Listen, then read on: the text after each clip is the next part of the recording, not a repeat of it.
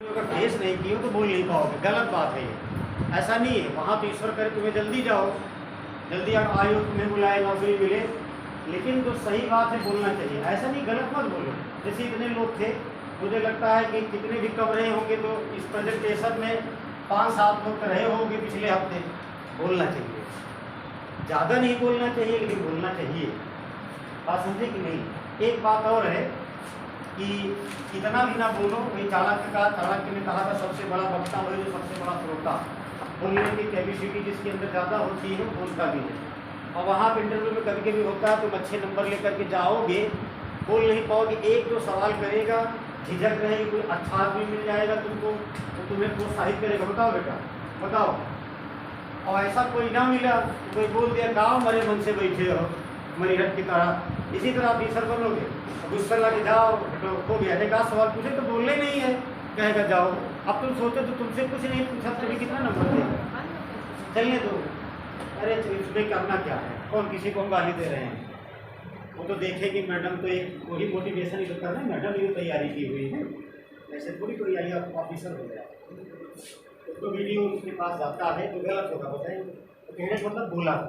Budget में चलो छोड़ो, बजट में स्टार्टिंग में बताया कि मोदी जी ने जो कहा @75 से @100। कारण क्या रहा, भारत देश आजाद का हुआ 47, 100 साल जोड़ोगे तो क्या हो जाएगा 2047। 15 अगस्त 1947 को उन्होंने कहा था कि आगामी जब 2047 लगेगा था तो उन्होंने 2022 में 25 साल ऐड किया तो सीधी सी बात है 47 हो जाएगा, है ना। उन्होंने कहा था कि पंच प्रण की बात कही थी। उन्होंने कहा था कि भारत देश यहाँ पहुँच जाएगा, इसका मतलब होता अपनी लाइन में समझो कि 25 साल में भारत देश विकसित कंट्री से क्या है विकासशील, है ना, विकासशील कंट्री से क्या हो जाएगा विकसित हो जाएगा। और उन्होंने इस बार का जो बजट पेश करने मतलब कि निर्मला सीतारमण ने पेश किया, लेकिन जिसका शासनकाल होता है सर्वोपरि वही है। तो उन्होंने कितने पॉइंट दिए हैं 7, जिसे क्या कहा गया सप्तऋषि। सप्तऋषि में पहला उन्होंने जो पॉइंट रखा था उसे कहा था समावेशी विकास, इंक्लूसिव डेवलपमेंट। समावेशी विकास का मतलब ये होता है, अरे उनका नारा समझ लो, सबका साथ सबका विकास, ऐसे याद करने के लिए। लेकिन अगर एक पढ़ी लिखी भाषा में समझो तो सबका विकास अर्थात सरकार सबके विकास के लिए काम करेगी। तो कम शब्दों में अगर आंसर देना हो तो सबका विकास बराबर क्या होगा समावेशी विकास। और अगर तुमको ऐसा कहा जाए नहीं 25-30 शब्दों में बताओ, इसका मतलब ये होता है सरकार देखो एक शब्द होता है कम शब्दों में उत्तर देना, तुमसे कहा जाए कि लिमिट है 5 शब्दों में उत्तर दे दो, समावेशी विकास तो सबका विकास, सबके विकास की बात कही जाएगी, उसे क्या कहा जाएगा समावेशी विकास। ये तुम्हें दिया जाएगा पॉइंट ऑफ टाइम के हिसाब से, थोड़ा सा समय 5 शब्दों में 7 शब्दों में एक होता है, उसकी डेफिनेशन पूछी जाती है 20-25 शब्दों में बताओ समावेशी विकास का मतलब। इसी में से जब इंटरव्यू देने जाओगे इसी में से फिल्टर होके जाएगा, कहीं बाहर से नहीं पूछते हैं, वो जो ज़्यादा चर्चा में रहेगा वही पूछ लेंगे तुमसे, या यही पूछ लेंगे। ज़्यादा शब्दों में समावेशी विकास का मतलब होता है सरकार द्वारा ऐसी योजनाओं का, ऐसे रोजगार को स्टार्ट किया जाएगा, शुरू किया जाए जिससे उन्हें रोजगार मिल जाए और गरीबी का परसेंटेज घट जाए। बात समझे। तो सीधी सी बात है वही, इसे लंबे में लिखा जाता है। अगर तुम्हें कहा जाए समावेशी विकास में तुम्हें 15-20 शब्दों में लिखना है तो सरकार द्वारा रोजगार सृजन करना, जनसंख्या को कम करना तथा गरीबी का स्तर कम करना क्या कहलाएगा समावेशी विकास। इसी के साथ एक शब्द होता है सस्टेनेबल डेवलपमेंट, सतत विकास, दोनों में इतना समझ लो, बहुत ज़्यादा तो लंबा है नहीं। सतत का मतलब होता है एक लाइन में विकास, समझ रहे हो। प्राकृतिक संसाधनों का भगवान के द्वारा जो दिया गया है उसे प्राकृतिक कहा जाता है। प्राकृतिक संसाधनों का प्रयोग हम इस तरह से करें कि वर्तमान की हमारी जरूरतें पूरी हो जाएं तथा वो जिसको हम यूटिलाइज कर रहे यूज कर रहे हैं वो भविष्य के लिए बची रहें। जैसे पेड़ पौधे हैं, सारी चीज़ें हैं तो भगवान के द्वारा बनाई गई हैं, उसको हम यूज इस तरह से करें उसका क्षरण अर्थात उसका नुकसान ना हो, हमारा काम भी वर्तमान को हो जाए, लंबे समय के लिए बचा है, उसे क्या कहा जाता है सस्टेनेबल डेवलपमेंट। इन्वायरमेंट का एक सेगमेंट है, एक पार्ट है, एक खंड है, सर पढ़ाएंगे तो पढ़ाएंगे उसके आगे का, ठीक है। समावेशी विकास, सबके विकास की बात कही गई। तो इन्होंने कहा क्या था, हेडिंग में देखो, भाग 1 लिखे हो, उसमें लिखो प्राथमिक में समावेशी विकास, पहला पॉइंट करके लिखो। पहला, कृषि के लिए डिजिटल पब्लिक इंफ्रास्ट्रक्चर, थोड़ा सा इंग्लिश में लिख लो, थोड़ा शुद्ध हिंदी में लिखो।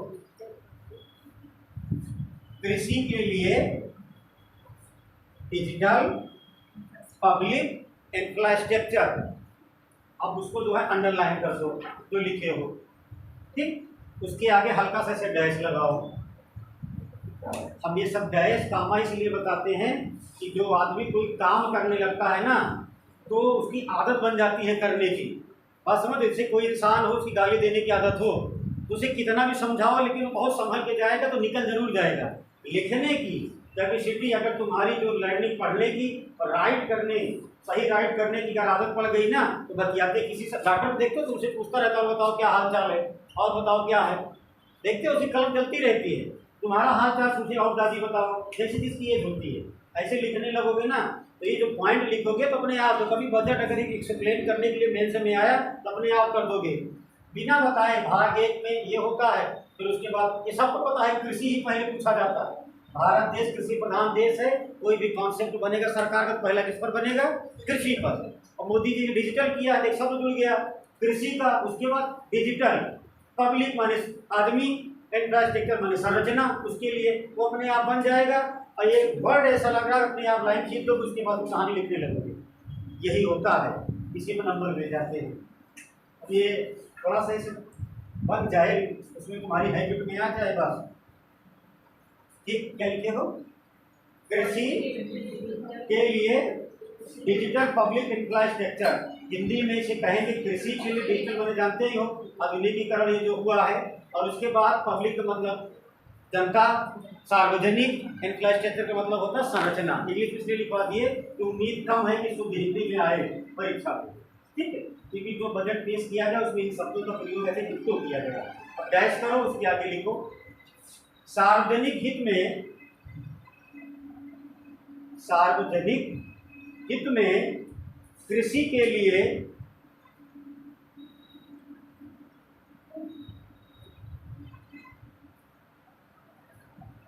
लिए ओपन सोर्स, ओपन सोर्स का मतलब ये जो पहले लिखो ओपन, जिसे सोर्स कहा जाता है रिसोर्स। ओपन का मतलब होता है खुला या खुला स्रोत। हिंदी में क्या लिखो ब्रैकेट में, खुला स्रोत। ओपन सोर्स कामा लगाओ, फिर उसके आगे लिखो स्टैंडिंग और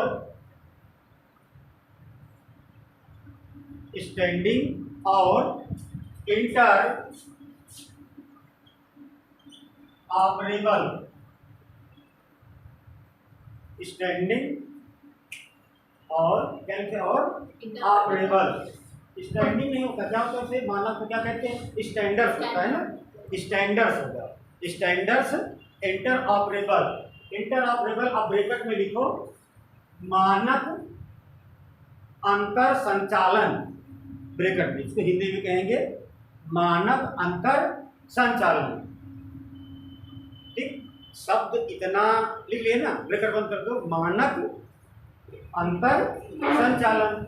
शब्द इतना ये शुद्ध हिंदी है कि उम्मीद कम है कितनी शुद्ध हिंदी आयोग लिखेगा। उसमें सीधी सी बात होता है, इंग्लिश में बनाएगा पेपर, कंप्यूटर से ट्रांसलेट कर देगा हिंदी में। कंप्यूटर जो भाषा डाला वो तो कभी कभी बाजार का बाजार लिख देता है ना, जो आ गया सामने। इसलिए थोड़े बड़े इंग्लिश के वर्ड हैं वो गड़बड़ ना होने पाए, ठीक है। आगे लिखो उसके इंटरऑपरेबल आधारित डिजिटल पब्लिक इंफ्रास्ट्रक्चर का निर्माण किया जाएगा। आधारित डिजिटल पब्लिक इंफ्रास्ट्रक्चर का निर्माण किया जाएगा।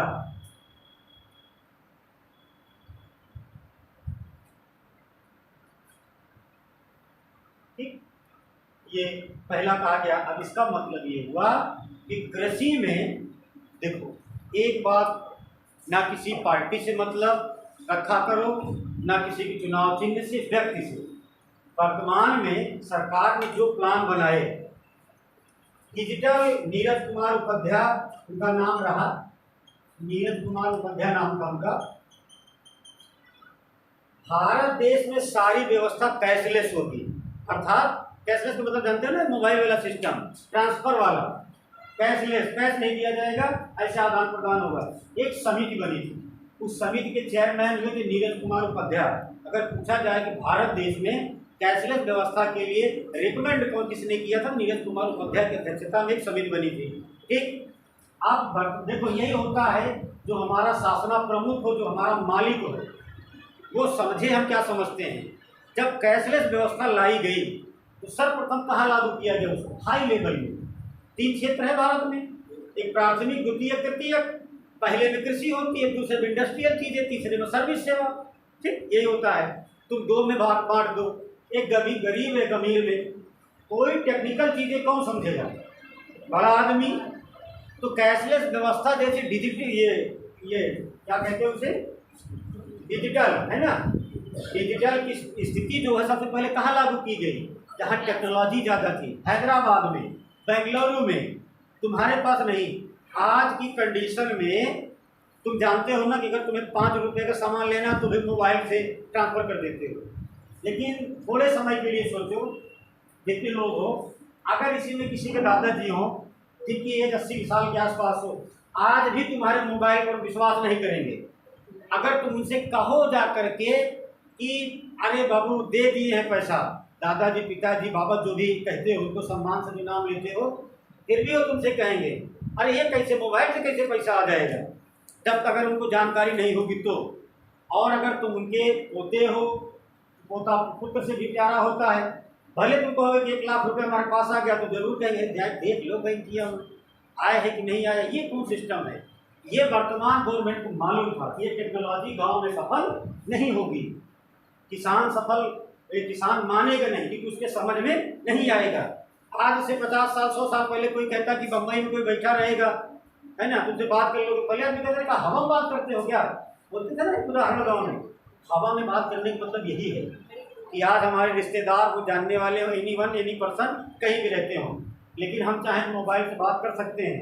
लेकिन अगर आज से 100 साल पीछे चले जाओ, ये 23 में चले जाओ, हमको कह रहे 1947 में चले जाओ, तो भी ना मानते भारत देश में। कुछ लोग ये कहते थे कि अंग्रेजों को दिया गया है। तो ये चीज़ है, इसीलिए सरकार ने सारी व्यवस्था डिजिटल के लिए कहाँ लागू की, टेक्निकल जगह, जैसे हैदराबाद हुआ, बेंगलुरु हुआ, पुणे हो गया। भारत में बाद में 14 में सरकार आई मोदी जी की, लेकिन कृषि में सारी चीज़ें स्टार्टअप करने की बात कब हुई है, किस बजट में, 2023 और 24 में। उसको मालूम था इतनी जल्दी ये काम नहीं हो पाएगा देश में। आदमी का दिमाग पढ़ करके, अगर तुम्हें कुछ नहीं आता है तो तुम्हें गाथा गाथा पढ़ाया जाए, ABCD, फिर तुम्हें मात्रा तक समझ में आए, डायरेक्ट तुमको शेक्सपियर की किताब दे दिया जाए, और उनके एक और है नॉर्मल लेविस की इंग्लिश की किताब आती है इतनी बड़ी, तो तुम्हारे लिए तो बेकार है ना। तो सीक्वेंस से काम करने का तरीका इनको पता है, बस इसीलिए मोदी भाई है मामला सब। ठीक, चलो अब आगे लिखो अगला पॉइंट। अगर लिखो, इसका उद्देश्य आगतों, इसका उद्देश्य ऐसे लिखना, आगतों, इंग्लिश में लिखो इनपुट, इनपुट से लिख लेना, ऐसे करके लिखना, इनपुट्स ऐसे।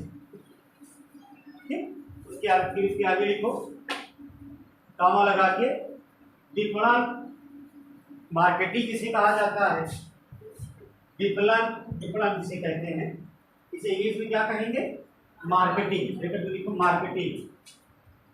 जब ऐसे शब्द आएंगे तो एक बार ऐसे पलट लेना, एक तरफ इंग्लिश लिखा रहता है, समझ जाओगे।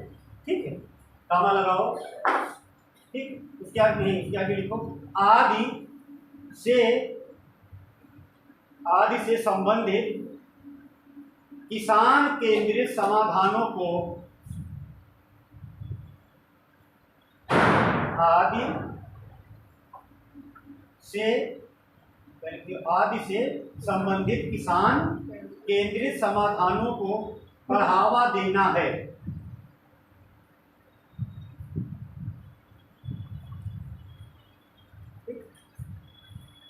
किसानों, लिखिए, बढ़ावा देना है। एक प्रश्न जो बने यहाँ पे कि निम्नलिखित में से किसानों को, या पूछा जाए निम्नलिखित में से वर्तमान बजट के अनुसार, या 2-3 लिख दिया जाए कि 2023-24 बजट के अनुसार इसके अंतर्गत किसानों के प्रति उनकी अवसंरचना में बढ़ावा दिया जाएगा। इसमें एक ऑप्शन रहेगा डिजिटल पब्लिक इंफ्रास्ट्रक्चर। पूरी कहानी जो मैंने कहा अंडरलाइन करो, डैश करो, 2 लाइन लिखे हो, या कहा जाए किसानों के लिए मार्केटिंग, इनपुट, आउटपुट, आना जाना, खरीदना, बेचना, दुनिया भर का मामला मार्केटिंग का किसमें आएगा, तो एक ऑप्शन रहेगा यही इंफ्रास्ट्रक्चर। पूरा नहीं रहेगा किसी कृषि के लिए, बस इतना ही रहेगा डिजिटल, जो लिखे हो तो डिजिटल पब्लिक इंफ्रास्ट्रक्चर। हो सकता है हिंदी में लिख दे सार्वजनिक वैश्विक अवसंरचना, ठीक, जो भी हो, लेकिन बहुत ज़्यादा ट्रांसलेट नहीं करेगा। आगे लिखो अगला पॉइंट, एग्रीकल्चर। अगला पॉइंट है, अगला लिखो, एग्रीकल्चर एक्सीलरेटर, ऐसे लिखना, एक्सीलरेटर, इंग्लिश में हिंदी लिखवा देते हैं, क्या लिखे हो, एग्रीकल्चर एक्सीलरेटर फंड, ठीक। अब उसको अंडरलाइन कर लो, अब उसके आगे ब्रैकेट में लिखो, इस स्टार्टिंग में क्या है हिंदी में, एग्रीकल्चर लिखो, कृषि, एग्रीकल्चर मतलब कृषि होता है, एक्सीलरेटर का मतलब होता है गतिवर्धक, गतिवर्धक, गतिवर्धक का मतलब ना जो एक सीक्वेंस से 1, 2, 3 की रफ्तार में चलता रहता है, ठीक है। गतिवर्धक आगे क्या है इसमें, फंड, फंड माने कोष, कृषि गतिवर्धक कोष, ब्रैकेट बंद कर दो, डैश लगाए। अब उसके आगे लिखो, यह ग्रामीण क्षेत्र में,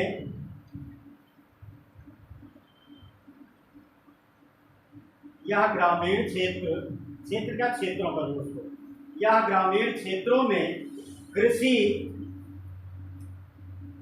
कृषि के बाद स्टार्टअप, अब इसको हिंदी में ही इसको लिख लो, इंग्लिश में ही, कृषि स्टार्टअप को प्रोत्साहित करेगा।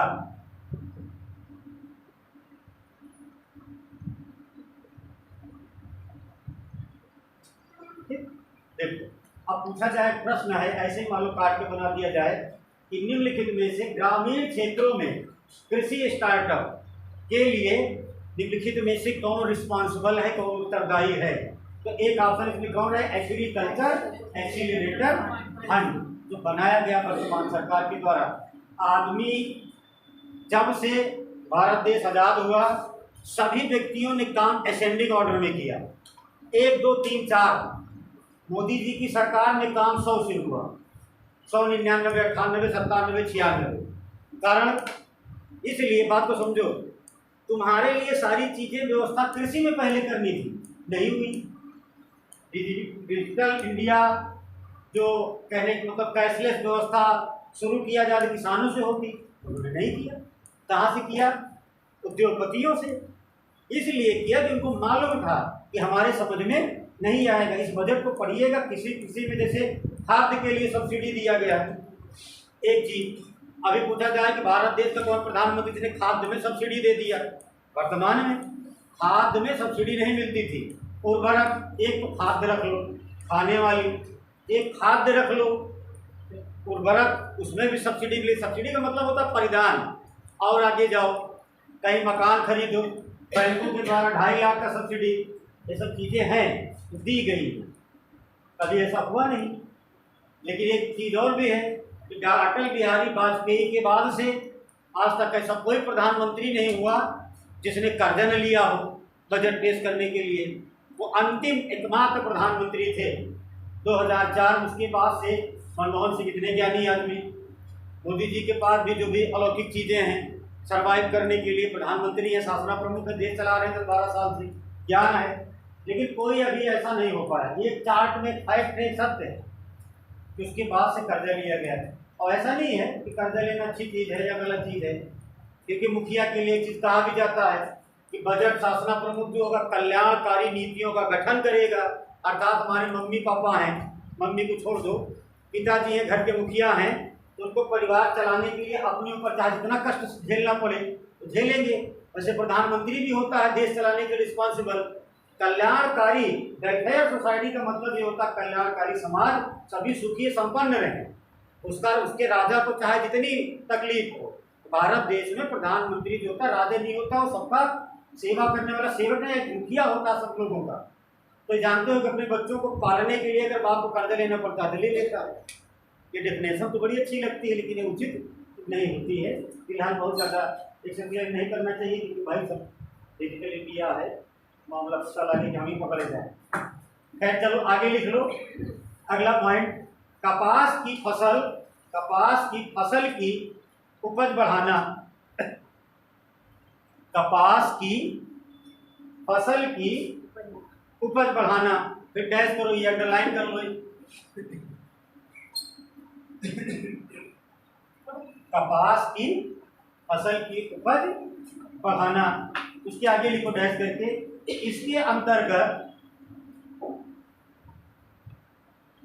इसके अंतर्गत सार्वजनिक निजी भागीदारी,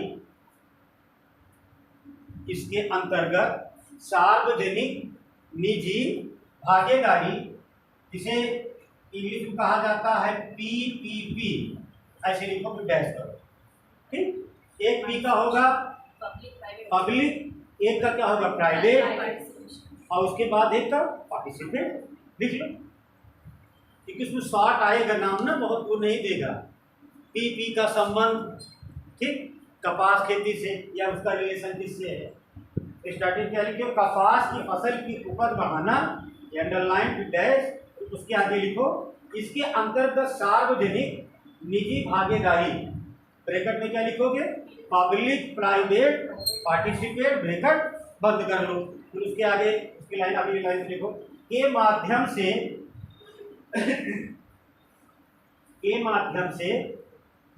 क्लस्टर, के माध्यम से क्लस्टर का आधा लाभ होता है ना, क्लस्टर आधा लाभ, क्लस्टर पूरा लाभ हो, क्या आधा लाभ होगा, पूरा लाभ। हाँ लिख नहीं पा रहे हैं, ये सही है। क्लस्टर का मतलब जानते हो क्या होता है, झुंड, मतलब एकत्रित, चाहे जो लिख लो, चाहे ब्रैकेट में लिख लो कि अगर क्लस्टर का मतलब ना समझ में आए तो क्या लिखा रहेगा, झुंड या एकत्रित होना, भीड़ में रहना, आधारित, ब्रैकेट में लिखना झुंड, आधारित मूल्य श्रृंखला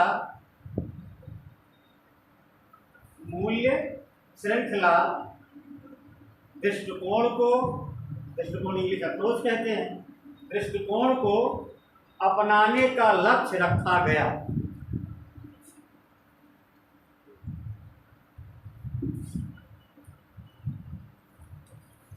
अपनाने का लक्ष्य रखा गया। देखो बजट में ज़्यादा होता नहीं है, समस्या क्या बात होती, कोई पढ़ता नहीं, जैसे पढ़ रहे हो ना ऐसे पढ़ते जाओ, बेहतर मुझे देखते जाओ, कुछ रहेगा नहीं। बजट में या इकोनॉमिक्स से जो प्रश्न आते हैं बिल्कुल ऑर्डिनरी पूछता है ऊपर का, लेकिन हमारी हैबिट बन गई है, हैबिचुअल हो गए हैं। इतिहास पढ़ लेंगे, ज्योग्राफी पढ़ लेंगे। मैं किसी क्लास में बता रहा था, मुझे लगता है वहाँ क्लास लगी थी, तो आदमी प्रतियोगिता दर्पण पीडी खरीद के लाएगा या कोई और मैगजीन लाएगा, स्टार्टिंग में सारे पन्ने पढ़ता चला जाएगा, जहाँ इकोनॉमिक्स का रहेगा 4 पन्ना पलट देगा, उसके आगे उस पार निकल जाएगा। जैसे छलांग लगाने वाली बात ना हो, तो कुछ ना करे, उसको एक बार ऐसे नज़रों से देख ले। कभी कभी ऐसे ऊपर लिखा रहता है, हाल ही में आरबीआई ने अपनी मौद्रिक नीति मॉनेटरी पॉलिसी की घोषणा की, जिसमें मौद्रिक नीति 3.51% रखा। ये सब ऊपर लिखा रहता है, लेकिन तुमको दुर्भाग्यवश उसको देखना ही नहीं है, या तुम्हारा सौभाग्य समझो, और फिर उसमें लॉजिक लगाने लगते हो कि 3 सही है कि 4 सही है। ज़्यादातर इकोनॉमिक्स से ऊपर आते हैं, उनको मालूम है कि तुम्हें वैज्ञानिक नहीं बनाना है, और ऐसे कुछ इतिहास से कुछ अलग अलग होता है, सेगमेंट होते हैं, खंड होते हैं, थोड़े थोड़े करके पूछते हैं, लेकिन पढ़ता नहीं कोई। अब ऐसे पूछ ले कि हाल ही में जारी बजट में जीडीपी का परसेंटेज कितना था, और कहीं भी पेपर हलो तत्काल लिखा रहता है जीडीपी का परसेंटेज, ऊपर मोटी लेती है।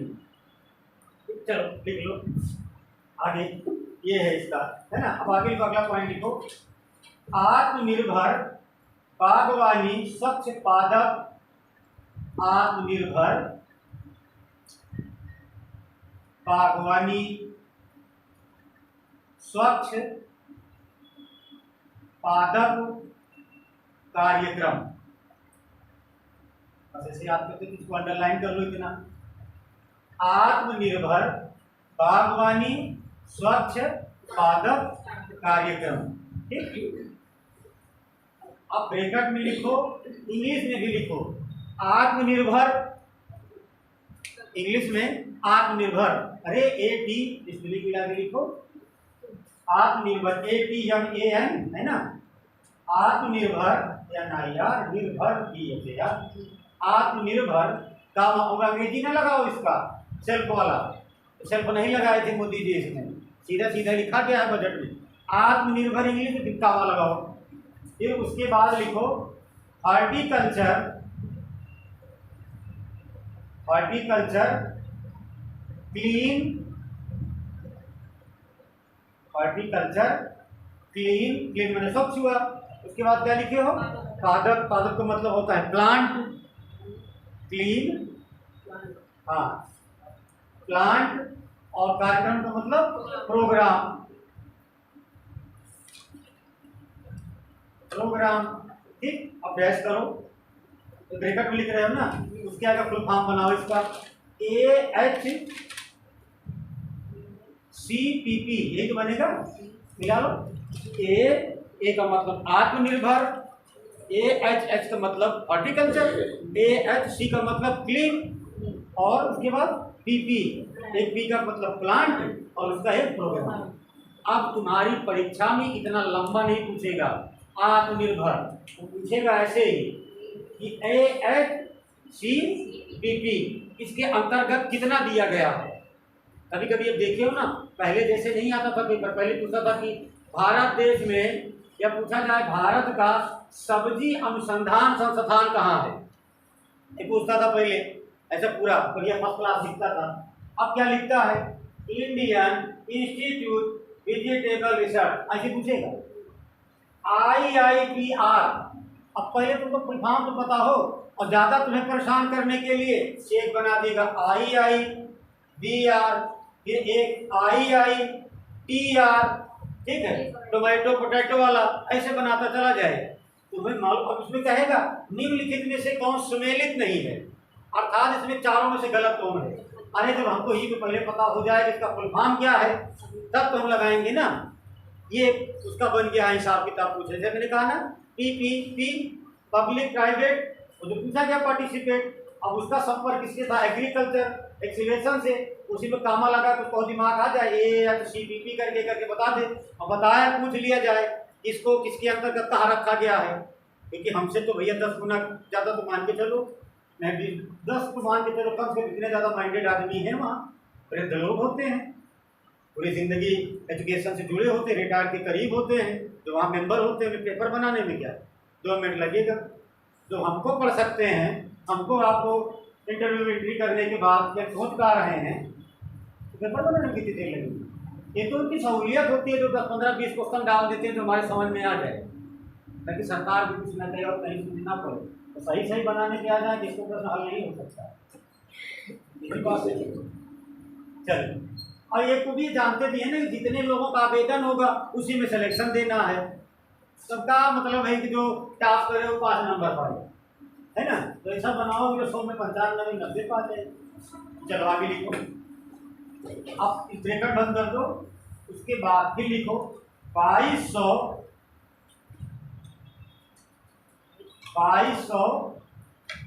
करोड़ रुपए के 2200 करोड़ रुपए के प्रारंभिक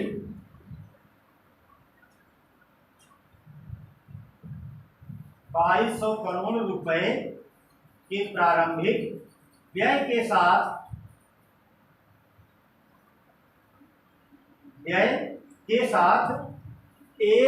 AHCPP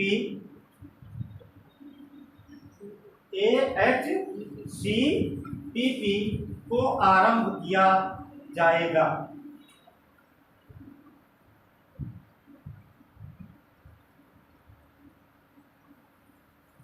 को आरंभ किया जाएगा। ठीक, कोई विराम लगाओ। ये एक प्रश्न बना जो पूछने योग्य है कि 2023-24 के बजट में AHCPP को कितना धन प्रदान किया गया या कितने धन से इसको शुरू किया जाएगा। ठीक है, ये कर दिया।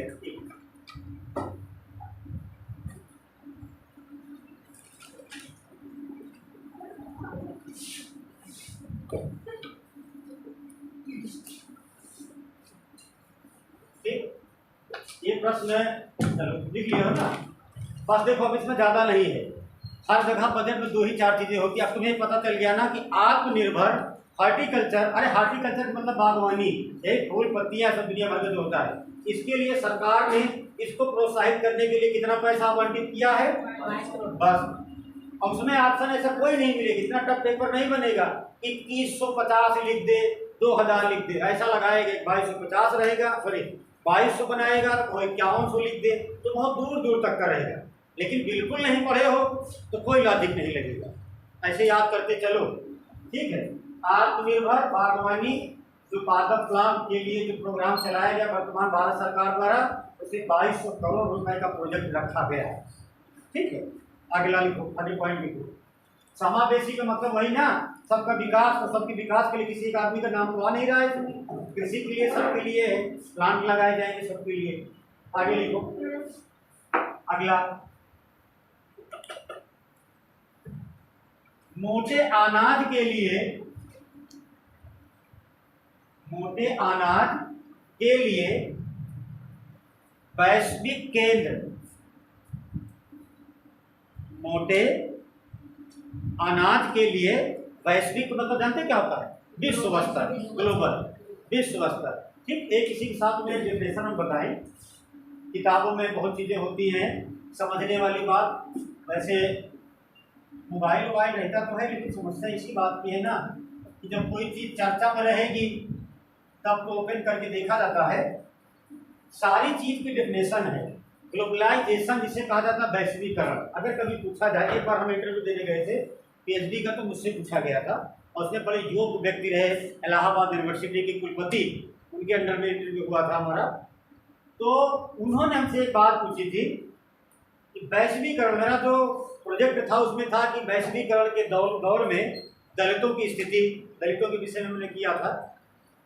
तो उन्होंने पूछा था एक शब्द, उन्होंने पूरा हमारा थीसिस जो थी, हम जो प्रोजेक्टर लेके गए, उन्होंने कुछ किया नहीं, उन्होंने एक ही काम किया था। एक शब्द उठाया उन्होंने हमसे पूछा था वैश्वीकरण, व्हाट इज द ग्लोबलाइजेशन।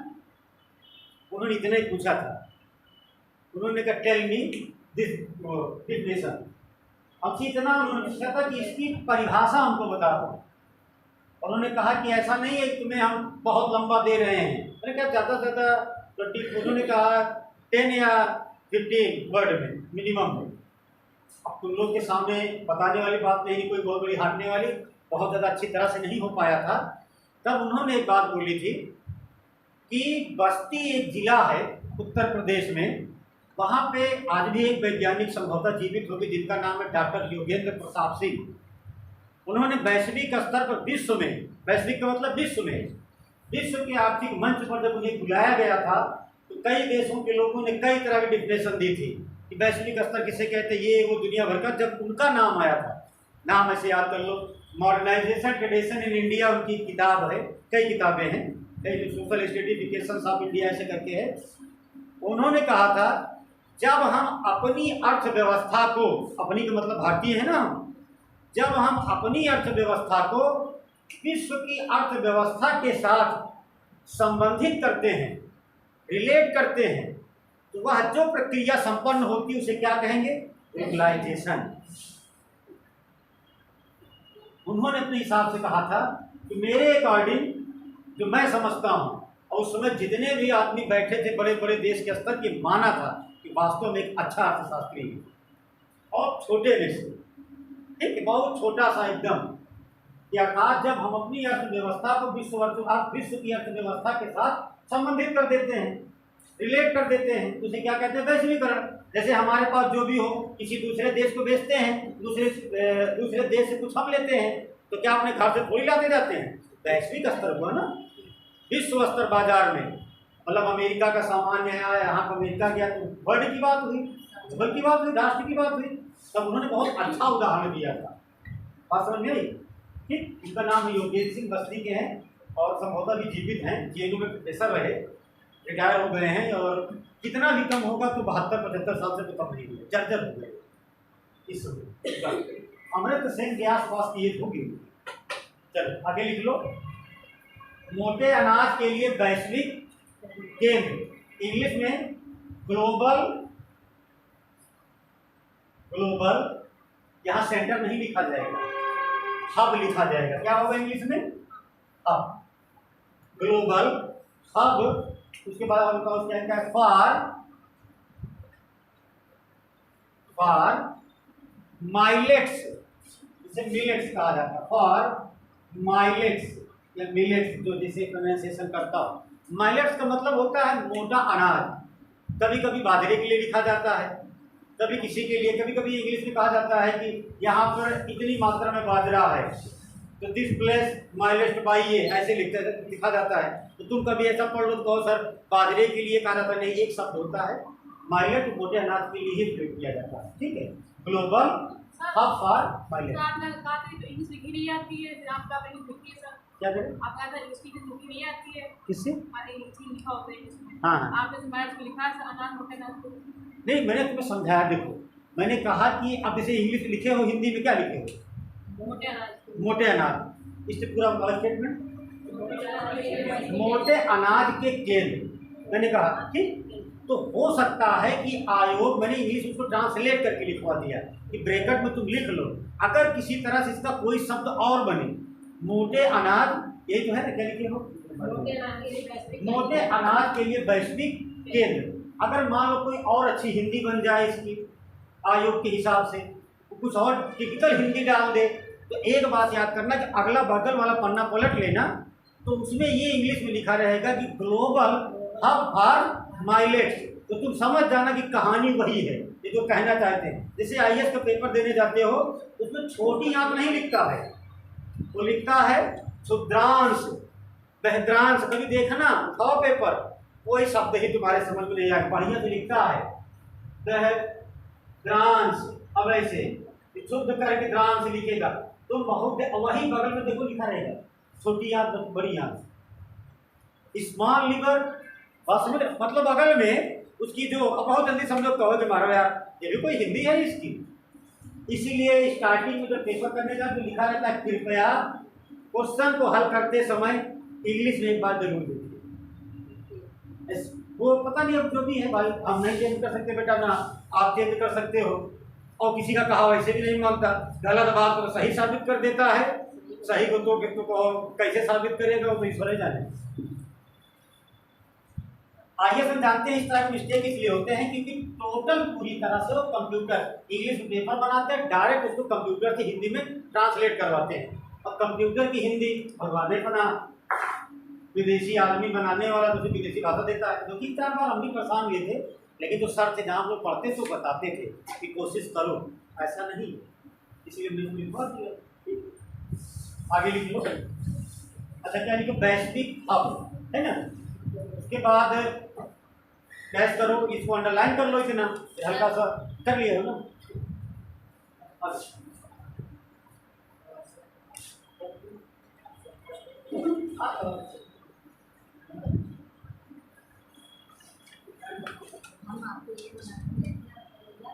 ठीक, चलो अब उसके आगे लिखो। इसके लिए हैदराबाद स्थित, इसके लिए हैदराबाद स्थित, हैदराबाद नीचे अंडरलाइन कर लेना। इसके लिए हैदराबाद स्थित भारतीय मोटा अनाज अनुसंधान संस्थान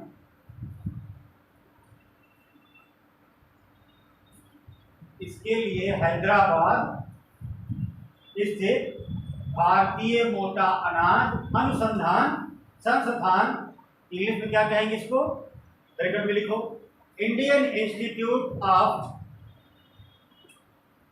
हिंदी में पहले लिखो, हिंदी में क्लियर, इसके लिए हैदराबाद स्थित भारतीय मोटा अनाज अनुसंधान संस्थान, यहां तक लिख लियो ना। अब ब्रैकेट में लिखो इंडियन इंस्टीट्यूट ऑफ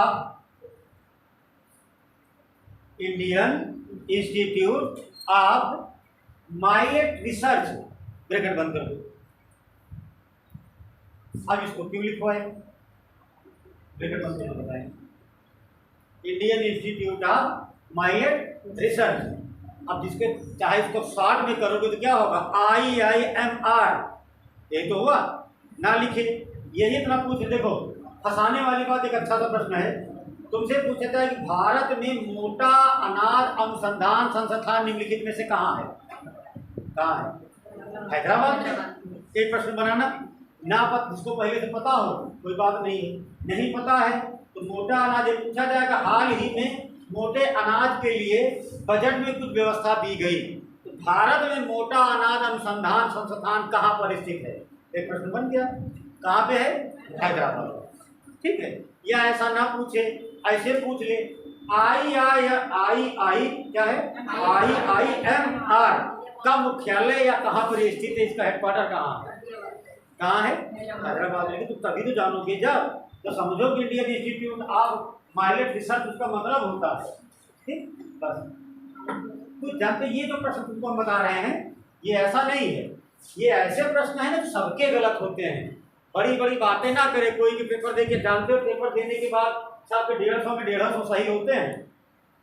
जो पेपर देते समय लगता है, जो लगाते हैं तो ये लगता है कि जो हम लगा रहे हैं सब यही सही है, लेकिन जब कापी बुकलेट जमा होने लगती है तो डाउट होने लगता है, तब वो 145-40 पहुंचता है, गेट के बाहर निकलते 135 हो जाता है, और जब इस कॉलेज के बाहर होकर ऑटो पकड़ोगे तो 130, उसी में कोई मित्र मिल गया बैठा है 125 कर देगा, घर पहुंचे 120, सो के उठे 110, बात समझे, ऐसे परसेंटेज घटती है, सत्य है, हमारे साथ तुम्हारे साथ सबके साथ होता है।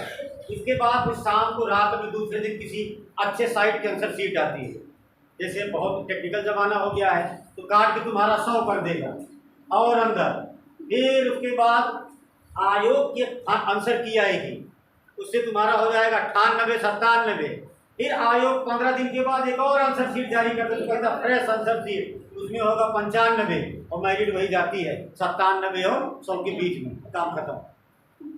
ऐसे लोग बाहर होते हैं, बस ये उसका लॉजिक है। और कभी भीड़ से नहीं घबराना चाहिए। एक बात याद रखो, तुम पेपर देने जाओ, जितने लोग बैठे हैं चाहे लाखों नहीं करोड़ों हो, सर नीचे करके जाओ, आराम से बैठो, इतना ध्यान दो कि तुम जिस पेपर को हल कर रहे हो इसको बनाने वाला जितने बच्चे बैठे इससे डबल दिमाग वाला है।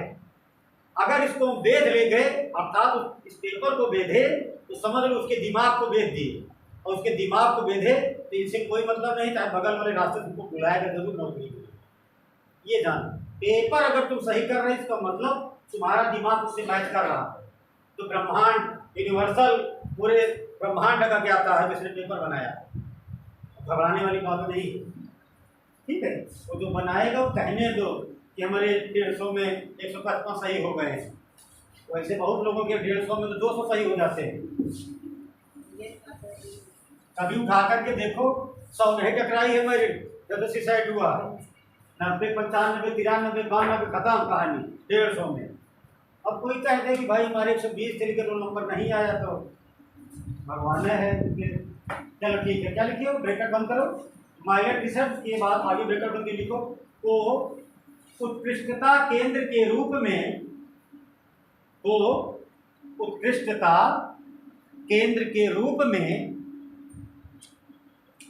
उत्कृष्टता केंद्र के रूप में सहायता प्रदान की जाएगी।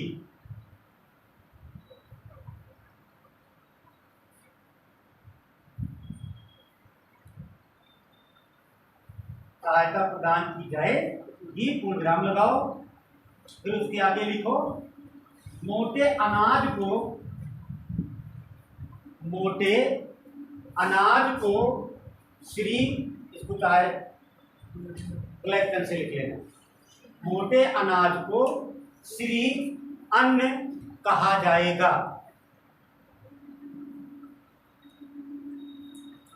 मोटे अनाज को श्री अन्न कहा जाएगा। एक प्रश्न बना, चाहे लोअर के हिसाब से समझ लो, चाहे पीसीएस के हिसाब से, चाहे आईएएस के, कि निम्नलिखित में से श्री अन्न किसका उदाहरण है?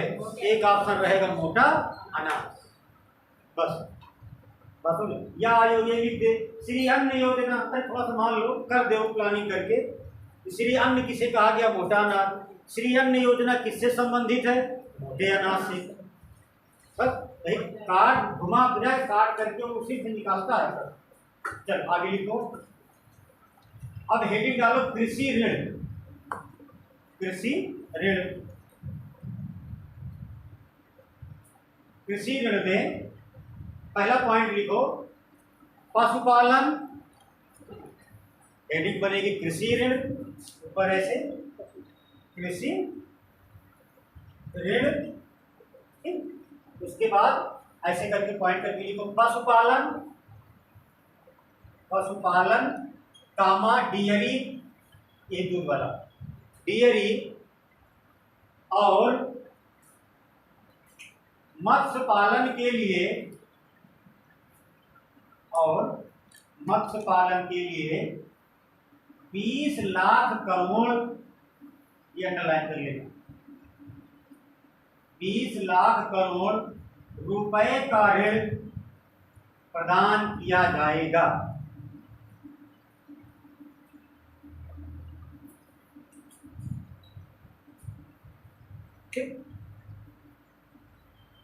प्रदान किया जाएगा। तो अगर पूछा जाए पशुपालन अर्थात कृषि संबंधित, पशुपालन और डेयरी जानते हो, गाय भैंस मवेशी दूध के लिए, और उसके बाद मछली के पालने के लिए वर्तमान बजट में कितना पैसा प्रोवाइड कराया गया?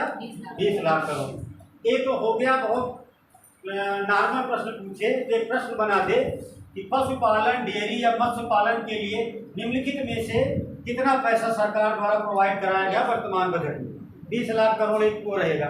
उदाहरण ऐसा पेपर बनाए कि जो सोचे कि तुम्हारे समझ में ना आए, फर्स्ट क्लास का ऐसे AHCPP, और उसके बाद ये है इसका पशुपालन, अब इसके बाद फिश, उसके बाद 2-3 ऐसे शब्दों को मिला करके लिख दे। हालांकि तो बहुत ज़्यादा टफ हो जाएगा, ऐसा ना समझो।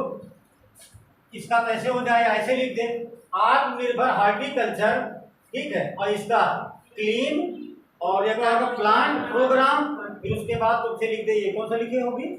डेयरी, पशुपालन, ये, और बाद में ऐसे करके फिर सम्मिलित करने के लिए कह दे। तो मिलान कैसे होगा? AHCPP का 2200 से हो जाएगा, यही है ना। उसके बाद पशुपालन का 20 लाख करोड़ से, ठीक। उसके बाद दो भी कोई शब्द और निकल आएगा, पेपर उसका बन गया तैयार। और इस तरह का पेपर बना, ये मान के चलो कि पेपर का लेवल बहुत आगे गया। भाई ये तो 4 प्रश्न का एक प्रश्न बनाया ना उसने, तो सबके लिए टफ हो जाएगा। आगे लिखो, अगला पॉइंट लिखो 6000 करोड़ रुपए से लक्षित, 6000 करोड़ रुपए से लक्षित निवेश के साथ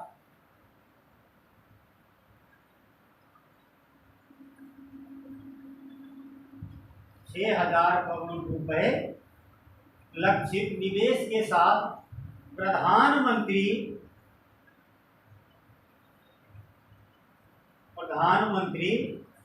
मत्स्य संपदा योजना, यहीं से अंडरलाइन करना था, प्रधानमंत्री लिखिए, प्रधानमंत्री मत्स्य संपदा योजना की एक नई उपयोजना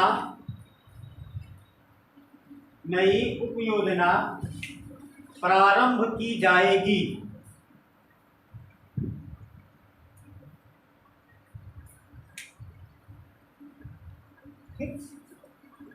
देखिए, देखो कारण क्या है कि प्रधानमंत्री मत्स्य योजना पहले से चल रही थी, लेकिन उसके अंतर्गत एक और योजना चालू करने के लिए कितना प्रोजेक्ट किए हैं ये, ठीक है। इतना करोड़ रुपए, 6,000 करोड़ रुपए की बात कही गई है। कितना पैसा इसमें दिया जाएगा, बस इसमें यही डाटा याद करते जाओ। AHCPP में 2200 करोड़, उसके बाद इसमें क्या पर इसके बाद क्या लिखे हुए, डेयरी और पशुपालन मत्स्य में 20 लाख करोड़, और इसके लिए 6,000 करोड़। ये सरकार का प्रोजेक्ट है, इस बार इतना किया जाएगा। चलो आगे लिखो।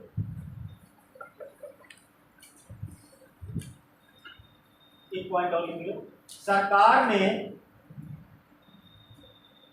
63,000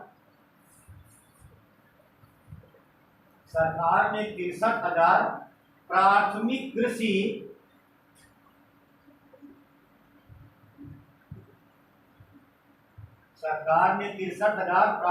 कृषि ऋण समितियों के कंप्यूटरीकरण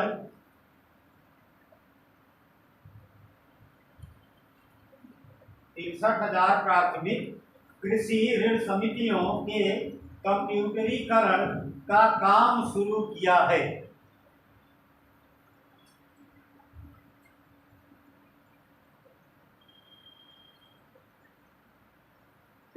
काम ये किए, ठीक। बस अब अगली हेडिंग और डालो, लिखो सभी के लिए वहनीय स्वास्थ्य। वहनीय का मतलब ऐसे, वहनीय एफोर्ड करना, वहनीय स्वास्थ्य हेडिंग बनाओ। सभी के लिए वहनीय स्वास्थ्य, इंग्लिश में कहा जाता है एफोर्डेबल।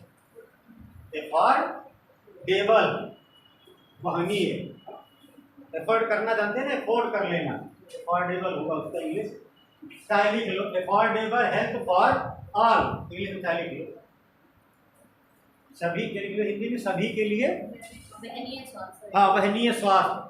एफोर्डेबल ऐसे लिखा जाता है, ये डबल या एफोर्डेबल ऐसे, एफोर्डेबल और क्या लिखो, हेल्थ फॉर ऑल, सभी के लिए।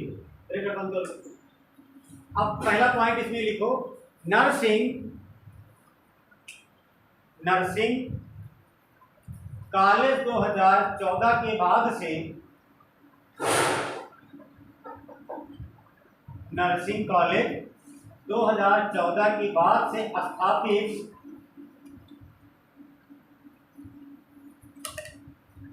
नर्सिंग कॉलेज 2014 के बाद से स्थापित मौजूदा 157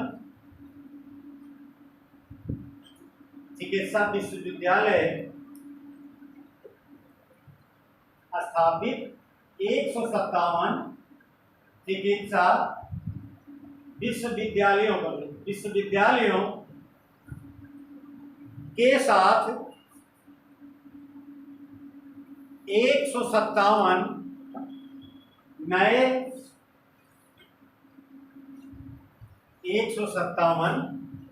नए नर्सिंग कॉलेज खोले जाएंगे।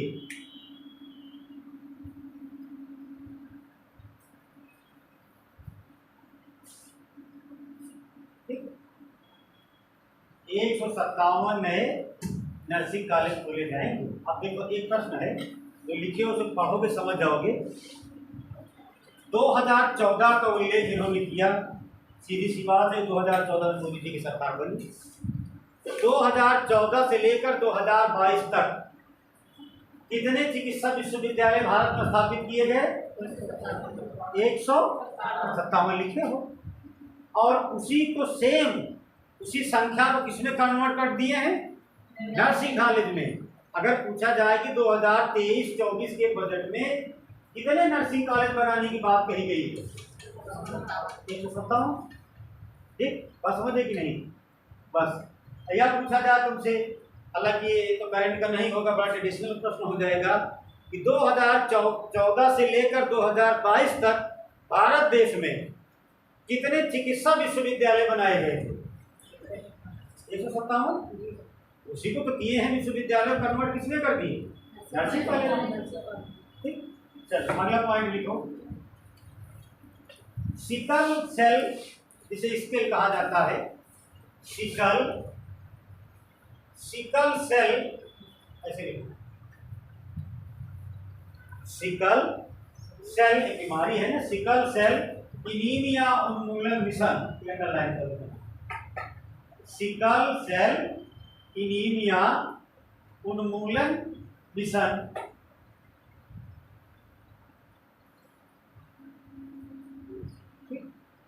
ये अंडरलाइन, अगला डैश करो आगे।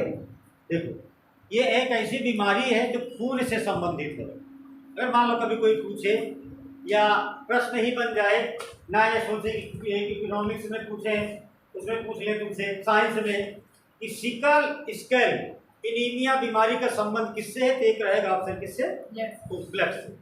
और ये ज्यादातर हो कहाँ रही है, जनजातियों में। जनजाति जानते हो ना, तो ट्राइब होते हैं, उनके अंदर जानते हो, जैसे हम आप हैं, भगवान में होते तो वैसे ही है, शरीर से भी सारी चीजें, लेकिन हमारा विवेक आपका विवेक बड़ा अंतर है उनके दिमाग में हमारे आपको, उनको अब इसीलिए तो भाई कैटेगरी वाइज बांटा गया है, जंगलों में रहते हैं। अब कुछ तो ऐसे हैं जैसे नीला हुआ जनजाति राजस्थान में तो बहुत डेवलप कर रही है, जैसे गोंड हो गई, ये भी ठीक है, भीड़ भी ठीक है, थारू हो गई, जयंतिका हो गई, खांसी हो गई, ये सब जनजातियाँ भी बहुत नीचे हैं, टोंडा हो गई, ठीक, ये सब जनजातियाँ हैं। चलो आगे लिखो, उसी के आगे लिखो, हम उसके आगे लिखो डैश करके, एक मिशन प्रारंभ किया गया, एक मिशन प्रारंभ किया जाएगा या नहीं, एक मिशन प्रारंभ किया जाएगा जिसका लक्ष्य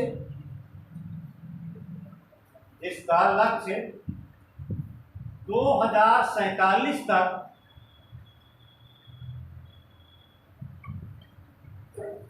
जिसका लक्ष्य 2047 डेट याद रखना तक sickle scale anaemia, sickle cell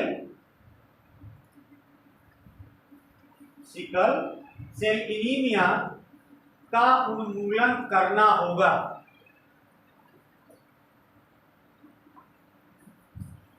उन्मूलन करना होगा, उन्मूलन मैंने जान रहे हो ना, खत्म करना।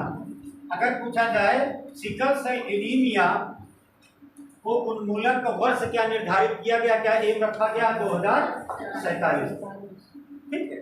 चलो दो हो गया, कितने दो पॉइंट है ना, एक नर्सिंग का हुआ इसमें, नर्सिंग कॉलेज का एक ये, ठीक। अब इसके अगला लिख लो इसी के आगे, इस मिशन के अंतर्गत प्रभावित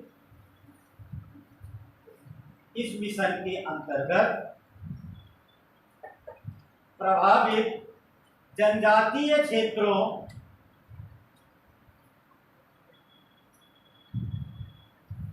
इस मिशन के अंतर्गत प्रभावित जनजातीय क्षेत्रों में जागरूकता के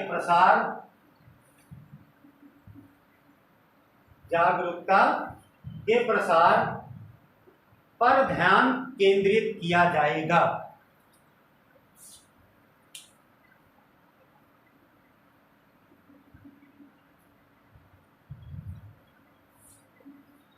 प्रसार पर ध्यान केंद्रित किया जाएगा। अब देखो, सिकल स्केल एनीमिया बीमारी किसी को भी हो सकती है, ऐसा नहीं है, लेकिन जो बजट में प्लान, जो एक्सप्लेनेशन किया गया, कहा गया ये बीमारियां ज़्यादा किसको हो रही हैं, जनजातियों को, ठीक है। कहने का मतलब ये है कि आज के वर्तमान समय में हम लोग इतना टेक्नोलॉजी से आगे निकल गए हैं, हमारे टेक्निकल चीज़ें जान गए हैं कि हम जानते हैं किस चीज़ का प्रयोग यूटिलाइज करना चाहिए, यूज करना चाहिए, किसका नहीं, ठीक। तो अपने आप को बचाते हैं, तो कोशिश करते हैं कि हम बीमारियों से बच जाते हैं। लेकिन जो आदमी ज़्यादा परंपरागत होता है, ट्रेडिशनल होता है, धार्मिक होता है, उसके अंदर कुछ चीज़ें होती हैं, वो साइंस को नहीं मानता, तो कुछ उसे नुकसान भी हो जाता है। बात समझ लो कि नहीं। इसीलिए और लोगों के लिए जैसे कुछ इसमें कुछ बीमारियां हैं जो गंदे जगहों पर रहने से, जानवरों के समीप में रहने से, ये सब उसी से होता है जंगलों में। लेकिन उनका कल्चर, उनकी सभ्यता, उनका सिविलाइजेशन इस बात की परमिशन नहीं देता कि उससे वो निकल कर कहीं बाहर रहें। भारत सरकार ने उनके लिए कई योजनाएं चलाई। 2004 में मनमोहन सिंह ने पुनर्वास के लिए प्लान बनाया, इनको समझाने के लिए इनसे कहा कि जहाँ पर तुम रहते हो वहाँ के पेड़ जो फल हैं उसको सेवन करो, उसको सेव पालो, उसको बेचो, मार्केट में लाकर तुम्हें पैसा दिया जाएगा। तो ये बात उनके कुछ समझ में आई, लेकिन कुछ चीज़ें होती हैं जो उनके समझ में नहीं आता। जैसे हमारे समझ में नहीं आता, तो कट्टर हिंदू होगा उसके समझ में नहीं आएगा किसी और धर्म की बात, तो कट्टर मान लो मुस्लिम होगा, ईसाई होगा, सिख, एनीवन एनी कास्ट, कोई भी हो, तो कुछ चीज़ें होती जैसे वो होते हैं। लेकिन हम लोग ज़्यादा समझदार होते हैं तो समझने लगते हैं कि अगर कोई इंसान ये कह दे, किसी के धर्म में लिखा हो कि पर डे शराब पीने से उसके ईश्वर खुश होते हैं, ऐसा जनजातियों में है। लेकिन अब एक तो साइंस कहता है ना किसी लीवर डैमेज हो जाएगा, मर जाओगे, लेकिन उनका धर्म नहीं कहता।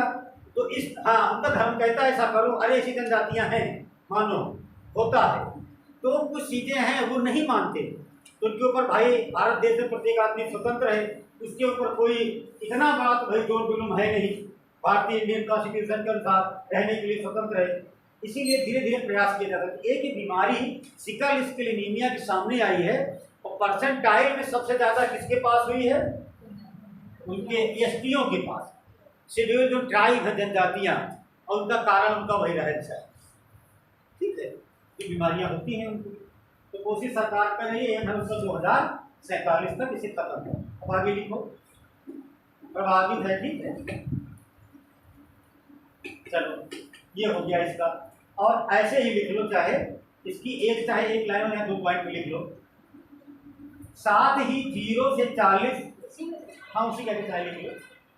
साथ ही 0 से, ऐसे 0 करना तो डैश करके से 0 से 40, मान लो पूछने लायक तो नहीं है, मान लो पूछिए ले, 0 से 40 की आयु के 7 करोड़ लोगों को, 7 करोड़ लोगों की, ये लिखना 0 से 40 अर्थात जन्म से लेकर 40 वर्ष तक, 0 से 40 वर्ष की आयु के 7 करोड़ लोगों की सार्वभौमिक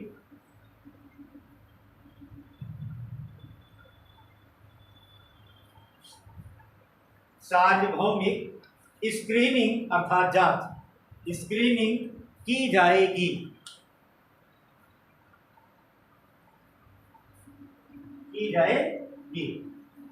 व्यक्ति की सार्वभौमिक रूप से 7 करोड़ है, 7 करोड़ लोगों की सार्वभौमिक अर्थात यूनिवर्सल स्क्रीनिंग कराई जाएगी।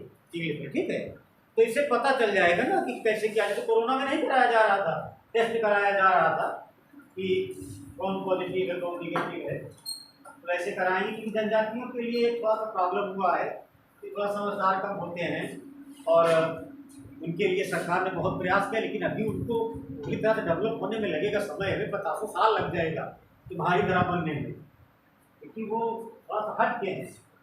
अभी चले जाओ 2008 के पास, 8 की बात थी कि 4 की, मैं जेब में गया था,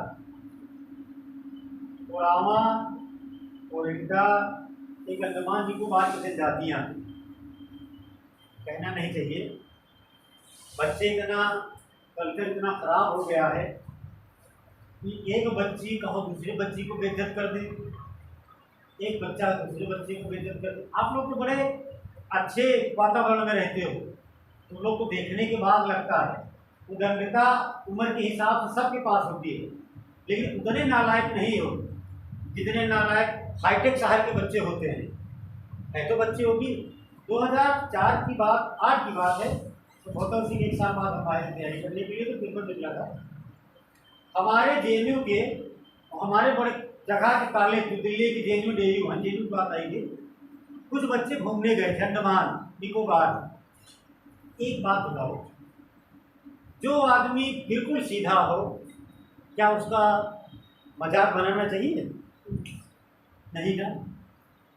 जेएनयू में कुछ बच्चे वहाँ की जनजातियों के पास गए, कुछ ऐसी उनकी प्रथा रही, कुछ समय रहा, शायद मोबाइल में आया था कि टीवी दिखाया गया था, बच्चियों का औरतों का कुछ नग्न अवस्था में रहना उनके धर्म के हिसाब से था, कुछ टाइम पीरियड रहा होगा, उनके ज्ञान नहीं।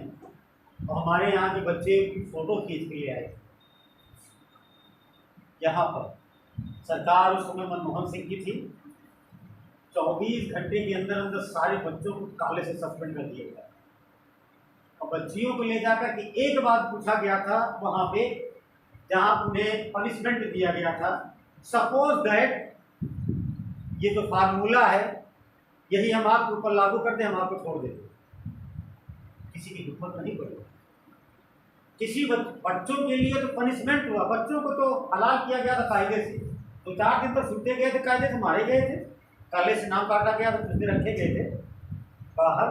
लेकिन उनसे पूछा गया था बताओ तुमने फोटो बनाई, वीडियो बनाया, उनकी कल्चर का मजाक, अगर इसी में से इनका कोई लीडर पैदा हो जाए महाभारत हो जाएगा पूरे भारत देश में।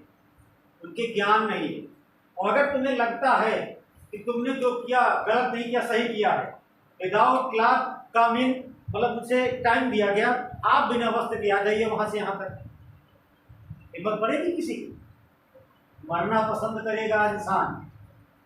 फिर तुमने उसकी वीडियो बनाई कैसे? वही मोबाइल आया था नए जमाने, फिर उसी समय नियम बनाया इसने, मनमोहन सिंह ने, एक ऑर्डिनेंस पास हुआ संसद से कि ऐसा कोई भी इंसान, कोई बच्चा, उम्र जो भी हो उसकी, अगर ऐसा करेगा तो धारा बनी, उसे काले से सस्पेंड कर दिया जाएगा, हटा दिया जाएगा, पनिशमेंट 4 साल जेल। किसी के कल्चर के साथ खिलवाड़, किसी के कल्चर में क्या लिखा है तुम क्यों उसमें बनाते हो भाई? जिसका जो लिखा है आप करे। सबका धर्म अपने लिए सही होता है। बहुत चीजें होते हैं, कभी मिले नहीं उनके बाद लोगों से मिल चुके हैं, बहुत अच्छे इंसान होते हैं।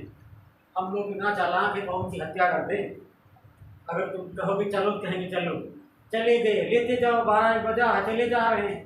बहादुर बहुत होते हैं शरीर से मजबूत, अगर उन्हें लग जाए तो उनके साथ फाड़ कर मार डालेंगे, जीतोगे नहीं, क्योंकि पेवर जानवर होते हैं शरीर से। इसका भला ये भी सब यूज नहीं करना चाहिए उनकी तरफ, उनके लिए कि जानवर है तो इंसान तो प्रवृत्ति आ जाती है, कब काठी से बड़े लंबे चौड़े होते हैं। इस बार कभी देखना इतनी बातें डायरेक्टली हमने बताया, मोबाइल पर सर्च करना। ओरामा है, जनजाति है और सैंपिन है, पाई जाती है अंडमान निकोबार, बड़ी प्रसिद्धि हुई थी। अरे तो सब पूरा जेन यूनिवर्सिटी सही हो गई थी एकदम राइट टाइम। अच्छे चलो एक बात आई, अगर पूछा जाए तो मतलब कभी किसी के साथ ऐसा हुआ था। चलो ये हो गया, इसका कंप्लीट हो गया। ठीक, दूसरी हेडिंग डालो, इसके 7 पॉइंट है। पहला तुम्हारा कंप्लीट हुआ, ठीक। दूसरा लिखो, है ना सप्तऋषि, 7 सेगमेंट में बांटा गया ना बजट को, तो पहला खत्म हुआ, समावेशी विकास, इतना है। अगला लिखो दूसरा, सेकंड वाला भाग ए को अलग अलग बांटा गया, 3-4 करके 7 टोटल है। दूसरे में लिखो अंतिम छोर तक पहुंचना, हेडिंग अंतिम छोर तक पहुंचना, अंतिम छोर तक पहुंचना। पहला क्या होगा, समावेशी विकास, दूसरा अंतिम छोर तक पहुंचना। ब्रैकेट में लिखो इंग्लिश में, reaching the last mile. Reaching, reach माने पहुंचना, रीचिंग द लास्ट माइल, वही मील इसे कहा जाता है, माइल यही मील, रीचिंग द लास्ट माइल अर्थात अंतिम छोर तक पहुंचना। ब्रैकेट बंद कर दो, ठीक। पहला पॉइंट लिखो, आकांक्षी जिले और ब्लॉक कार्यक्रम, आकांक्षी जिले और ब्लॉक कार्यक्रम, ये ब्लॉक ब्रैकेट में चाहे खंड लिख लो, विकास खंड, विकास खंड कहते हैं ना ब्लॉक को, ब्लॉक कार्यक्रम अंडरलाइन कर लो, उसके आगे हल्का सा डैश करके लिखो। इसमें अनिवार्य सरकारी सेवाओं की, इसमें अनिवार्य सरकारी सेवाओं की पूर्ण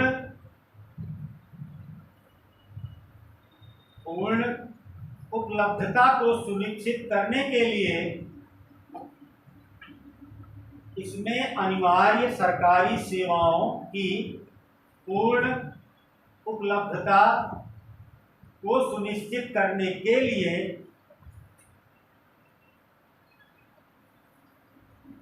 500 500 अंडरलाइन ब्लॉक्स को शामिल किया गया है। ब्लॉक्स को शामिल किया गया है। ठीक है। अब सुनो, एक प्रश्न सीधा सीधा, आकांक्षी जिले और ब्लॉक कार्यक्रम हाल ही में भारत सरकार द्वारा जो चलाया गया, इसमें कितने ब्लॉकों को समायोजित किया गया या शामिल किया गया? 5। बस एक लाइन में ब्लॉक कार्यक्रम ऐसा ही पूछेगा। पीटी के लिए ऐसे प्रश्न बहुत है, के लिए, पीसीएस के लिए। अब आईएएस में होता है, स्टेटमेंट आता है, एक पूछ लेगा, उसमें तो ऐसा पूछेगा हाल ही बजट में प्रारंभ किए, हाल ही में जारी 2023-24 के बजट में एएचसीपीपी को 2200 करोड़ दिया गया। एक नीचे लिख देगा कि ब्लॉक कार्यक्रम के अंतर्गत 400 ब्लॉकों को शामिल किया गया। अब बताओ, एक सही कि 2 सही? एक दो दोनों सही, एक दो दोनों गलत। तो बहुत डीपली नॉलेज दिखता है ना, हमारा चेक करता है, तो उसमें दोनों स्टेटमेंट याद होनी चाहिए। अब आगे लिखो अगला पॉइंट, एकलव्य मॉडल आवासीय विद्यालय। एकलव्य मॉडल आवासीय विद्यालय, ठीक, ये इसका अंडरलाइन कर लो। मतलब अंडरलाइन इसलिए करा देंगे, हो सकता है यही स्टेटमेंट में पूछ ले कि एकलव्य मॉडल आवासीय विद्यालय के अंतर्गत कितनी धनराशि खर्चा की गई। बात समझ रहे नहीं, तो पूछने का तरीका है उसका अंडरलाइन। अब डैश करो, अगले 3 वर्षों में केंद्र सरकार, अगले 3 वर्षों में केंद्र सरकार 3.5 लाख तथा 3.5 लाख 3.5 लाख जनजातीय छात्रों हेतु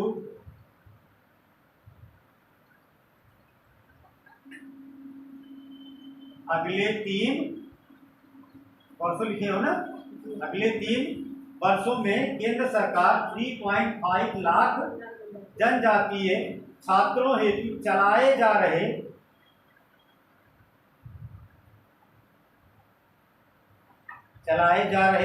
740 एकलव्य मॉडल 740 एकलव्य मॉडल आवासीय विद्यालयों के लिए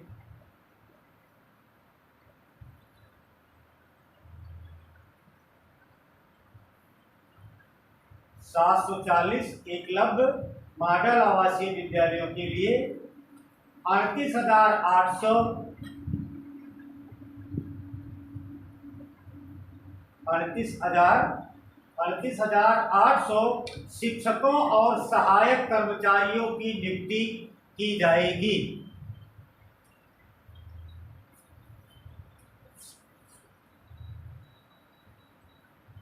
38,800 शिक्षकों एवं सहायक कर्मचारियों की नियुक्ति की जाएगी। पूर्ण विराम लगाओ।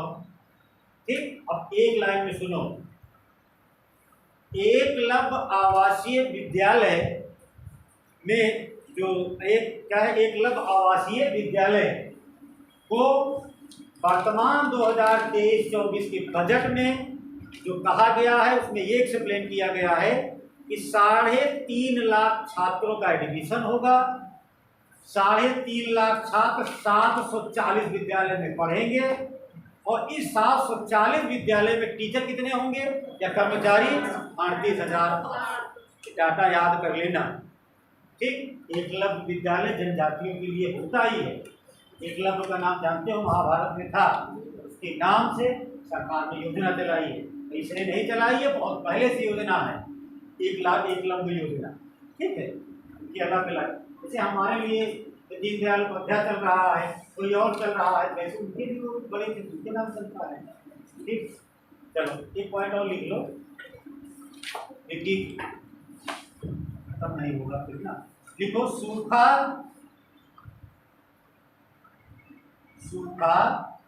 क्षेत्र के लिए जल, सूखा क्षेत्र के लिए जल, इसको भी अंडरलाइन कर दो। सूखा क्षेत्र के लिए जल, आगे डैश करके लिखो। ऊपरी भद्री परियोजना, डैश करके फिर लिखो। ऊपरी भद्री परियोजना के लिए 6300 करोड़ रुपए की 6300 करोड़ रुपए की केंद्रीय सहायता प्रदान की जाएगी।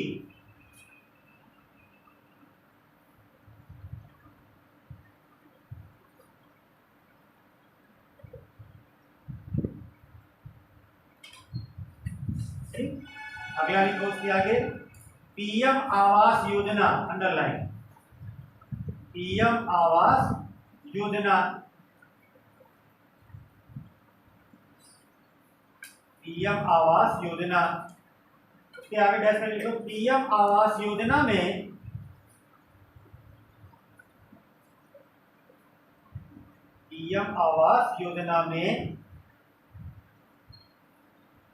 उसके व्यय में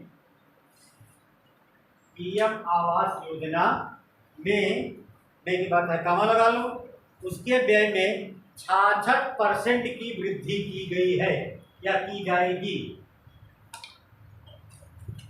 66% की वृद्धि की जाए, ठीक। अब इसको इसलिए लिखवा दिए थोड़ा सा बना करके, क्योंकि वो लकी ड्रा वाला होता नहीं है। अभी तो आप लोग यहाँ हो, लखनऊ बहुत लोग पा गए हैं पीएम आवास, नहीं तो ऐसी जगह पे 6 लखनऊ हो और बड़ी बड़ी शहर जहाँ पे, क्योंकि भाई देखो लखनऊ मान लो करीब में है, 35 से 40 लाख के आसपास वहाँ मकान मिलता है 2 कमरे का, लेकिन इसमें लोगों को 6.5 लाख 5 लाख मिल गया। सबसे बड़ी बात कि जिसका लकी ड्रा निकला अपार्टमेंट उसे अलॉट हुआ और 2.5 लाख रुपए पीएम आवास सब्सिडी दी गई, तो पैसा कम हो गया ना। 6 लाख में 2.5 लाख मोदी जी ने दे दिया, तो बचा कितना? तो इसमें 66% की वृद्धि की गई, ठीक। अब तीसरी हेडिंग डाल लो, 2 हो गया है, ठीक है। तीसरे में लिखो अवसंरचना और निवेश। पहला होगा तुम्हारा समावेशी विकास, दूसरा होगा अंतिम छोर तक, तीसरा अवसंरचना और निवेश। ब्रैकेट में लिखो इंग्लिश में, इंफ्रास्ट्रक्चर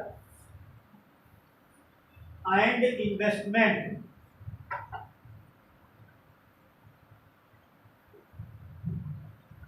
अवसंरचना और निवेश, यही है ना। इंग्लिश में क्या कहेंगे? इंफ्रास्ट्रक्चर एंड इन्वेस्टमेंट जो किया जाता है। एक चैप्टर हुआ इसमें कि अवसंरचना का मतलब आ हटा दो, बीच वाला अ वाला। संरचना किसी चीज को बनाया कैसे जाएगा, इंफ्रास्ट्रक्चर मतलब किसी चीज को बनाना, उसके बाद इन्वेस्ट कैसे किया जाए। लेकिन एक बात तुम जान रहे हो कि इधर 2-4 साल से सारी चीजें प्राइवेट होने वाली हैं, होती जा रही हैं, सरकारी में सिस्टम खत्म होता जा रहा है। अब चाहे इसको सार्थक समझ लो चाहे निरर्थक समझ लो, जो तुम्हें लगे आइडिया, क्योंकि वर्तमान गवर्नमेंट में सारी चीजें प्राइवेट हो जा रही है। एक तरीके से भारतीय दृष्टिकोण से सही नहीं हो रहा है, और अमेरिका के हिसाब से सही हो रहा है।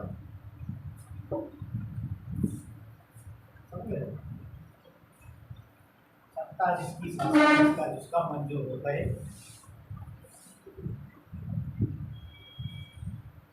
भारत में तुम लोग भरे हो पीसीएस वाला? भरे हो? कोई भरा है? नहीं भरे हो भाई, आप भरे हो? ठीक है। आईएएस का फॉर्म थोड़ा लेट भरना, पहले तैयारी कर लो, क्योंकि उसमें अटेम्प्ट होता है।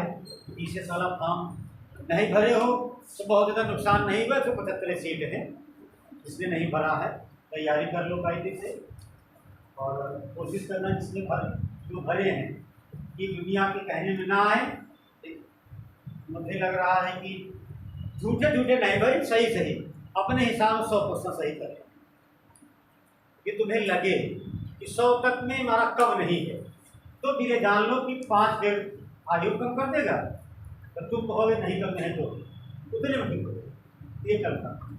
और इसके लिए बहुत ज़्यादा नहीं कुछ होता है, कुछ पेपर होते हैं, पढ़ लिए जो प्रीवियस ईयर के होते हैं, यूपी का अलग है, एक तो क्लासें बड़ी 60 होती हैं, नहीं तो काम हो जाए। तो सीधे जैसे आर्ट एंड कल्चर था, जनगणना है पढ़ लेना, क्योंकि जनगणना होने वाली है, कायदे से पढ़ के जाना। उत्तर प्रदेश पढ़ लेना, उत्तर प्रदेश की सरकार के द्वारा शुरू की गई योजनाएं, उत्तर प्रदेश का बजट आया है, सेंट्रल का बजट आया है, बैलेंस करके पूछेगा 2-3 करके। इतिहास का सेगमेंट कम हो गया है, ये मानते हो, यहाँ ज़्यादा नहीं पूछा जाता। जोग्राफी कायदे से पढ़ लेना, पॉलिटी पढ़ लेना, पॉलिटी में संविधान संशोधन जो हो रहे यही सब है। और कंटिन्यू लगे रहोगे तो एक चीज़ तो होता तो है, लेकिन ऐसा ना सोचो कि सर बता रहे हैं इतना नहीं हुआ, कारण है सबसे बड़ी ज्ञान की बात होती है। सही समय पर कोई गाइड नहीं किया, जो मन हुआ पढ़ते रहे, जो मन हुआ करते रहे, तो जो मन हुआ करते तो रहे, लेकिन हमारे हिसाब से हमारी एज हमारे मन की थोड़ी थी, वो तो अपने मन से थी ना। वो तो 22 के बाद एक साथ जोड़ती चली गई, एक दिन बस वही बाहर बिहार पीछे से बचा है, जैसे रहा स्टार्टिंग में शायद कोशिश की और तो हो जाता। 22 के काल नहीं हो पाई, देने को मिला, लेकिन इससे होते होते ये कितना चेंजिंग हो गया है ना। प्रैक्टिक मार्क, पहले सब्जेक्ट, पीसी सेट, फिर उसको तैयार करो, फिर लिखी, फिर ऑब्जेक्टिव अब लिखी, तो अभी तक अब कुछ और का सब्जेक्ट का पता नहीं, तो स्टेट हो गया है। तो सारी कंडीशन फॉलो होती है, लेकिन कहते हैं हिम्मत नहीं हारना चाहिए इंसान को, होता जरूर है। और इसमें नौकरी उसी की मिलती है जो मन लगा के पढ़ता है। और एक चीज़ और, एज के हिसाब से पढ़ाई होती है। जब 4 साल 5 साल बीत जाएगा ना, तो नहीं पढ़ पाओगे। कारण क्या है कि शरीर धीरे धीरे शिथिल हो जाता है, इसलिए बैठने की पढ़ने की कैलिबर जो होता है कैपेसिटी होती है एज के हिसाब से होती है। और बच्चियाँ हैं तो खास करके उनका तो जानते ही, उसको तो कायदे से मेहनत कर दो, बाबू साहब है तो एक 2 साल मिल जाएगा, तुम्हारा तो बिल्कुल पैरामीटर बना हुआ है। कितने दिन बच्चे को पढ़ाएंगे, कई प्रोसेस होते हैं, समझ रहे हो। तो दादी आ गई, बुआ आ गई 40 साल की, तो बंद कराओ पढ़ाई लिखाई, होता है ना। तो तुम चाहे एकदम बिल्कुल सिलेक्शन का काम करो, उस समय 2 आदमी होते हैं, मम्मी पापा रिक्स लेते हैं, उनकी बात को काट कर तुम्हें 2 साल दे देंगे, लेकिन रिक्स समाज में रहते हैं, समाज के बाहर नहीं रहते। इसीलिए आप लोग कोशिश करो ये लोग ज़्यादा आते हैं। एक बात और, पंडित जवाहरलाल नेहरू बात कहा करते थे कि पूरा देश जो इंसान आज़ाद कराने की कैपेसिटी रखेगा, तो एक आध स्टेट, एक आध जिला जरूर आज़ाद करा लेगा। अगर तुम IAS बनने का पूरी तरह से क्षमता रखते हो, मैं बन जाऊँगा, तो मैं बता रहा हूँ कि लोअर में मार्केटिंग इंस्पेक्टर, सप्लाई इंस्पेक्टर जरूर हो जाओ। कि बहुत ज़्यादा तो घराट लेके चलता है, ऐसे समझो कि गंगा नदी का कोरने की बात करो, या छोटा मोटा पोखरा तो पहले जाओगे, इतना ब्रॉड पढ़े रहोगे तो बस ये होता है। क्योंकि ज़्यादा बहुत छोटा मोटा निकल जाता है। तो जो गढ़ही नाला लेके चलता है तो फिर उसे नल को नहीं चलता, नल जानते हो ना। मेहनत करो, 3 हो गया है, 3 लोग